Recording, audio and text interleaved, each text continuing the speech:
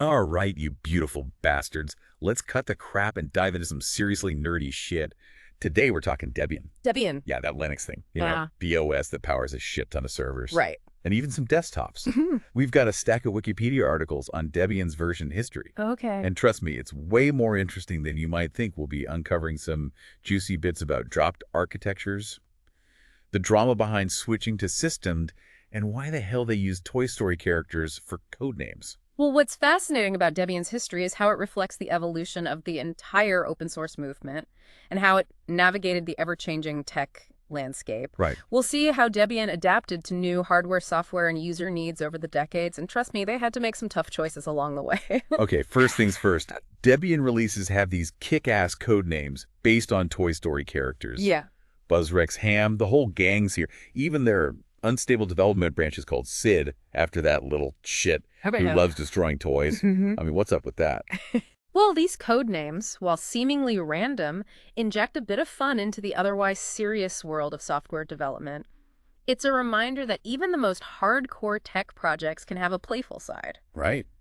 It also helps to distinguish between releases in a memorable way. Yeah. Imagine trying to remember Debian 4.0 versus Debian Etch. Right. Etch just sticks in your brain better, right? Right. It's like Debian doesn't take itself too seriously, which is refreshing in the world of tech where everyone's always trying to sound so damn important. Yeah.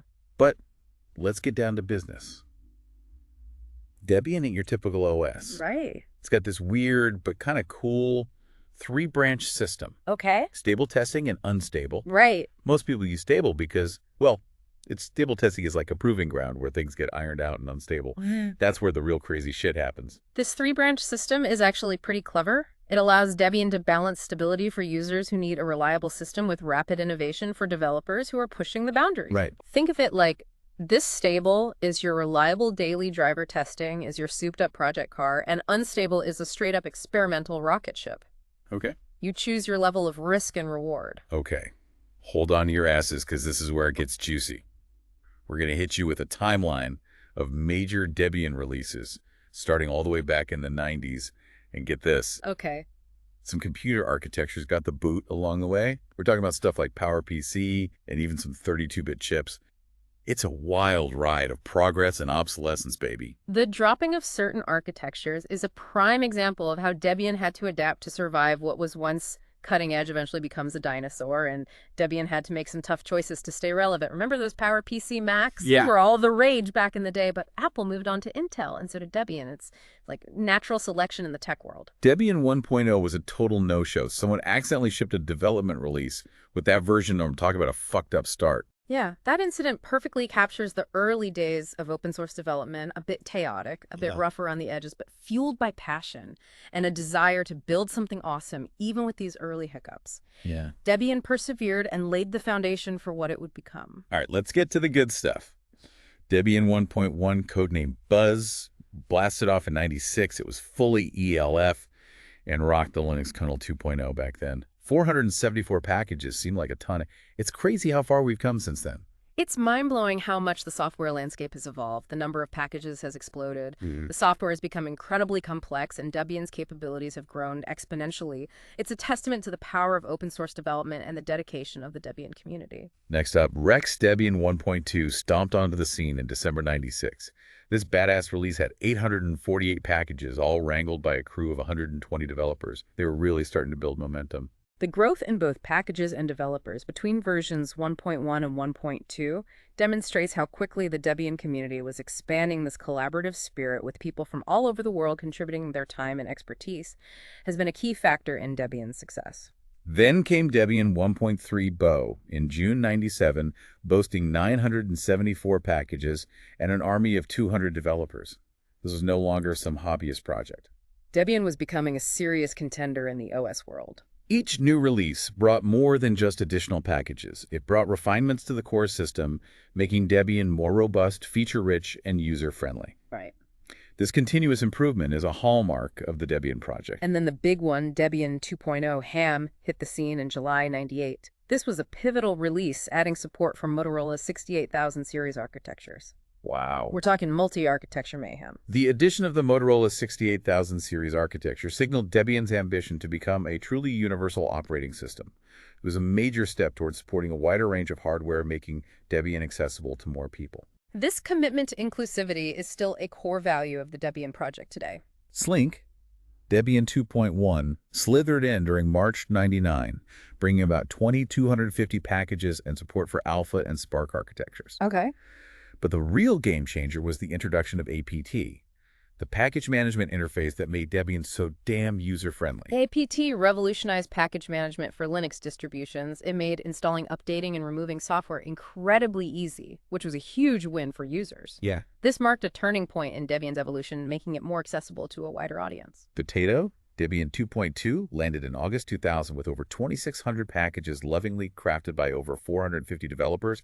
They added GDM, OpenLDAP, OpenSSH, and postfix. Wow. Essential tools for building a rock-solid server, plus they threw PowerPC and ARM architectures into the mix. Debian was becoming a real powerhouse.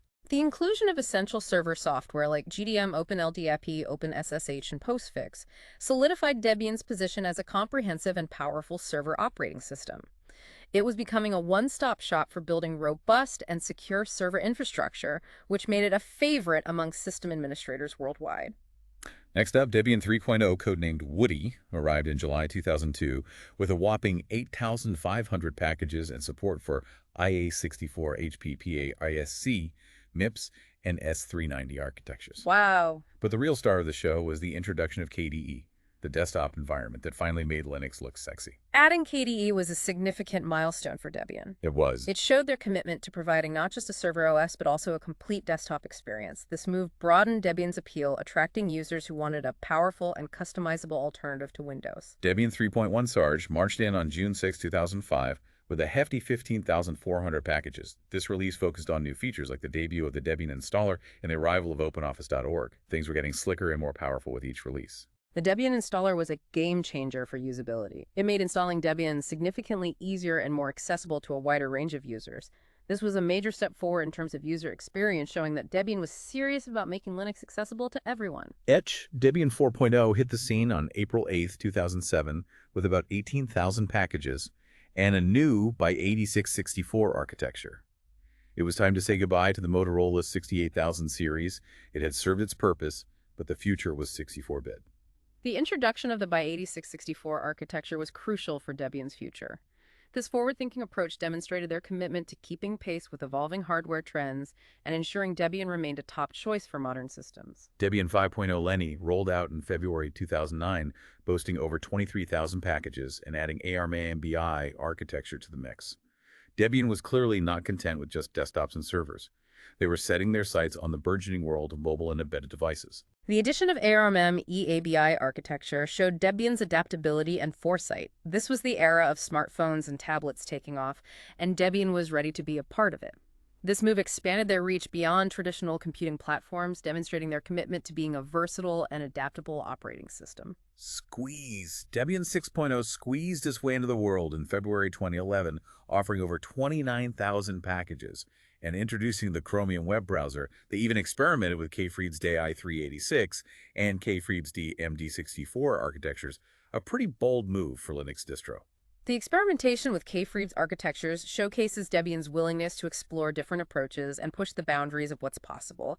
They weren't afraid to tinker and see if they could make things even better, even if it meant venturing outside their Linux comfort zone. Debian 7.0 Wheezy waltzed in on May 4, 2013 with over 36,000 packages. This release focused on modernization with UEFI support, multi-arch support for multiple architectures on a single machine, and the introduction of ARMS and IBM's architecture. They even made the installer accessible for visually impaired users, a touch of class. I gotta say, the accessibility features in Debian 7 reflect their commitment to inclusivity and making technology available to everyone. It's a reminder that open source software is about more than just code. It's about building a better world for all, regardless of ability. Jesse, Debian 8 lassoed its way into our hearts on April 25, 2015, with a staggering 43,000 packages. This release was a game changer because it replaced the traditional init system with systemed. This caused a shitstorm of controversy, with some people praising it and others wanting to burn it to the ground. The move to systemed was a necessary but controversial one. It brought significant performance improvements and modernization to how Debian boots and manages services. However, some people felt it was too complex and deviated from the traditional Unix philosophy. It was a clash of ideologies as much as a technical debate. Yeah, the system debate got pretty heated. It was like the Linux world's version of a civil war. Yeah, But hey, Debian has never been afraid to shake things up and piss people off in the name of progress. that's a fair assessment. Debian has always prioritized what they believe is best for the project's long-term health and sustainability, even if it means making unpopular decisions. All right, stretch. Debian 9 arrived on June 17th, 2017, packing over 51,000 packages. They upgraded the kernel to version 4.9, gave GNOME a facelift with version 3.22, and ditched KDE 4 for the sleek Plasma 5. They also upgraded LibreOffice to version 5.2. It was like a brand new Debian, all shiny and polished. The major software upgrades in Debian 9 demonstrate their commitment to providing users with the latest and greatest open source applications. They're constantly working to keep Debian fresh and relevant while still maintaining stability and security. Buster, Debian 10 busted onto the scene on July 6, 2019, bringing security to the forefront. Over 57,703 packages. Yeah. UEFI secure boot support. Tarmer enabled by default. LUKS2 is the default encryption format. And Wayland for GNOME. They were serious about locking things down. The security focus in Debian 10 highlights the growing importance of protecting systems and data in an increasingly interconnected world. They recognize that security was no longer an afterthought, but a crucial aspect of any modern operating system. Next up, Debian 11, codenamed Bullseye, hit the mark on August 14, 2021, sleek, modern, and packed with over 59,551 packages. This release ran on a Linux 5.N LTS kernel. They finally ditched those ancient Qt4, KDE4 libraries in Python 2, embracing the future and leaving the past behind. Dropping those outdated libraries and programming languages was a necessary step for Debian 11 to stay current. They needed to ensure compatibility with modern software and development practices, while also encouraging users to adopt newer, more secure technologies. Then we have Debian 12 Bookworm, which burrowed its way into our lives on June 10, 2023, sporting a Linux kernel v6.1 LTS and GNOME 43 as the default desktop. But they also offered a smorgasbord of other desktop environments, including KDE Plasma 5.27, LXDE 11, LXQT 1.2.0, MADI 1.26, and XVs 4.18. Debian loves giving you options, man. The wide variety of desktop environments available in Debian 12 highlights their commitment to choice and flexibility. They want users to be able to customize their Debian experience to fit their needs and preferences, whether they're hardcore command line ninjas or casual desktop users. All right, so we've covered a lot of ground here, tracing Debian's evolution from its humble beginnings to a mature, powerful operating system. But the story doesn't end here. We've got Trixie and Forky waiting in the wings, ready to take Debian into the future. Stay tuned for part 2, where we'll delve deeper into the technical guts of Debian and explore what makes this OS so damn special. Great. All right, see ya. See ya. All right, so let's dig into the guts of Debian. What makes this thing tick? Well, Debian's package management system is really the engine that keeps this beast running. Without it, Debian would be a chaotic mess. We're talking about APT, right? That thing that makes installing and updating software a breeze. Even my grandma could handle it. Right. But she still thinks the internet is a fad. Exactly. APT, or the Advanced Package Tool, is a key reason why Debian is so popular. It's powerful, flexible, and handles all the messy dependencies and resolutions with ease. It's a world away from the old days of deselect. Oh, yeah. Which was like navigating a minefield blindfolded. So APT swooped in and saved the day. Tell me more about this superhero of software management. Well, APT was introduced in Debian 2.1 Slink back in 1999. Before that, Okay. package management was a real pain in the ass. APT changed the game by making it incredibly easy to install, update, and remove software, Right. which attracted a flood of new users and developers to the Debian ecosystem. It's all about convenience, right? People want shit to just work. Yeah. And APT delivers. But let's get down to brass tacks. How the hell does APT actually work? It's magic. Is it powered by unicorn tears or something? Well, APT relies on a network of repositories, which are basically servers all over the world that store Debian packages. Okay. These repositories are maintained by volunteers and organizations, all dedicated to keeping Debian running smoothly. So when I install a package, APT fetches it from one of these magical repositories. Yeah. It's like ordering takeout for your computer only. Instead of pizza, you get lines of code. Precisely. APT checks if the package is already installed or chilling in your local cache. If not, it hits up those repositories to find what you need. Okay. It even handles all the dependencies, making sure you have everything required for that sweet, sweet software to work. It's like APT is your personal software butler, fetching and installing all the goodies you need. I could get used to this VIT treatment, but now let's talk about those three branches. Again, stable testing and unstable. It sounds kind of complicated. Right. Like one of those choose-your-own-adventure books where you always end up dying in a fiery pit. Well, it's actually a brilliant system for managing software development. It caters to different users and their appetite for risk. You've got stable, Right. which is the reliable workhorse. Then there's testing, where things are a bit more experimental, but still pretty solid. And finally, unstable, which is where crazy shit happens. So stable is for the boring folks who want everything to just work testing, is for those who like to live on the edge a little, and unstable is for the straight-up masochists.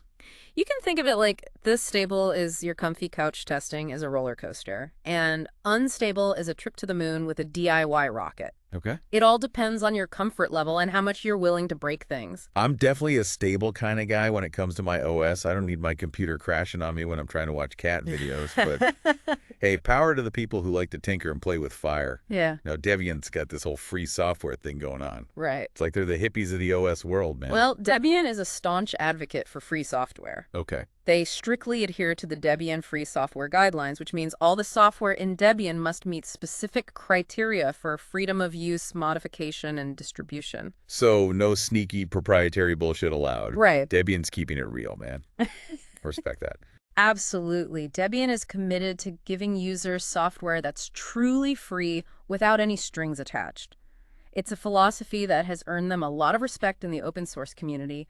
They work the walk, man. All right, let's address the elephant in the room systems. It's like the Voldemort of the Debian world. Right. Some people won't even utter its name. Yeah, the switch to systems in Debian 8, Jesse, was a major turning point. Right.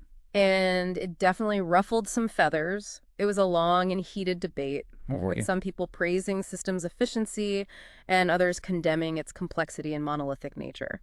It sounds like the system debate was pretty damn intense. People get really passionate about their operating systems. Yeah. It's like arguing about religion or politics. Yeah, the debate over systems wasn't just about technical merits. It was a philosophical clash about how Linux and open source software should evolve. In the end, System won.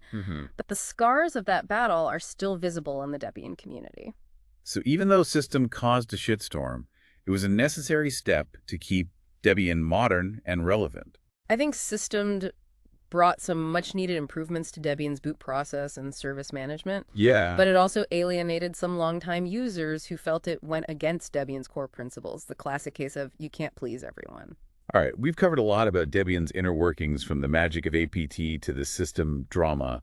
But what about the human element? Who are these Debian developers, and what makes them tick? Are they a bunch of caffeine-fueled hackers coding in dark basements? Well, the Debian developer community is a global tribe of incredibly diverse individuals. Okay. They come from all walks of life, united by a passion for free software and a desire to make Debian the best OS it can be. They're students, professionals, retirees, and everything in between. So it's not just a bunch of tech nerds hiding in their parents' basements. I'm kind of relieved to hear that. But how do you join this exclusive club? Is there like a secret handshake or a blood sacrifice involved? Well, becoming a Debian developer involves demonstrating a strong commitment to free software, adhering to the Debian policy, and contributing to the project in a meaningful way. It's not just about coding skills. It's about being part of a community and working towards a shared goal. It's like a massive open source brain trust, all working together to build this awesome OS. I'm starting to feel like I should apply, even though my coding skills are limited to making websites with flashing GIFs. But let's talk about the impact Debian has had on the world. Right. It's not just some obscure OS hidden away in a server closet.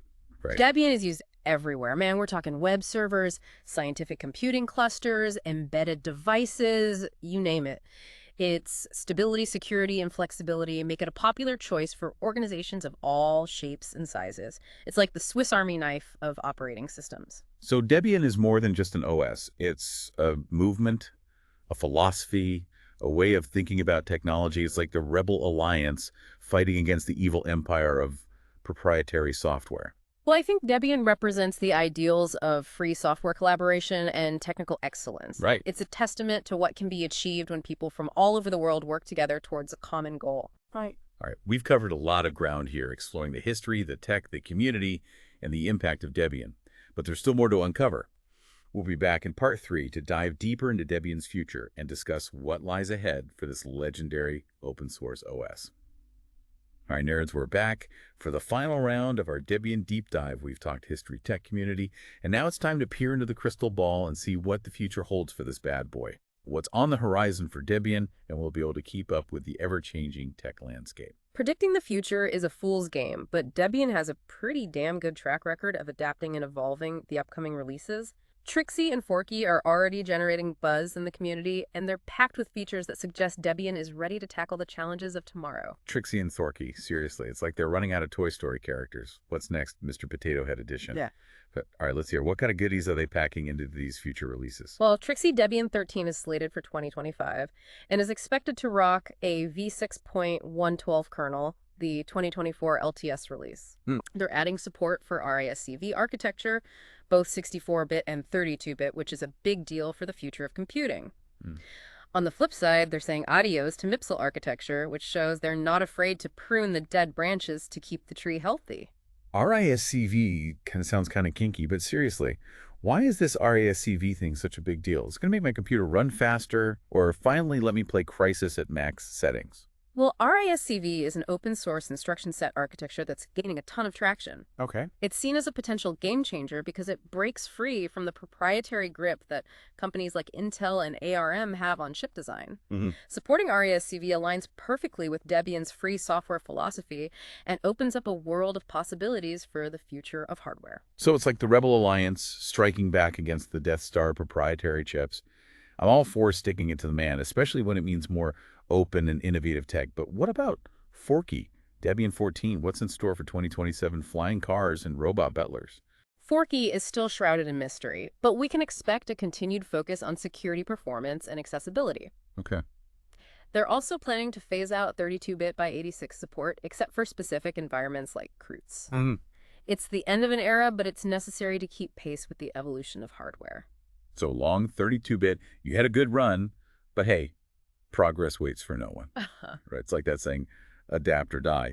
But seriously, what are the big challenges Debian faces in the future? Will it still be relevant in a world dominated by cloud computing and AI? I think Debian's biggest challenge is staying true to its core values while also adapting to the ever-changing tech landscape. They need to find the right balance between stability and innovation, inclusivity and efficiency. It's a tightrope walk, but Debian has proven time and again that they're up to the task. So what's the takeaway for our listeners, those beautiful bastards who stuck with us through this whole Debian journey? Should they jump on the Debian bandwagon, or is it just for hardcore Linux nerds? Well, Debian is an incredible operating system with a rich history, a passionate community, and a bright future. If you're looking for a stable, secure, and versatile OS that respects your freedom, Debian is definitely worth checking out. It might not be the flashiest or most user-friendly OS out there, but it's a workhorse that will never let you down. All right, folks, that's a wrap on our Debian deep dive. We've covered a lot of ground, from its humble beginnings to its ambitious future. We've learned about its technical guts, its passionate community, and its unwavering commitment to free software. And it's free. So go forth, you beautiful bastards, and explore the world of Debian, whether you're a seasoned Linux pro or a curious newbie. There's something in Debian for everyone, and remember, keep it raw, keep it real, and keep on learning. Peace out.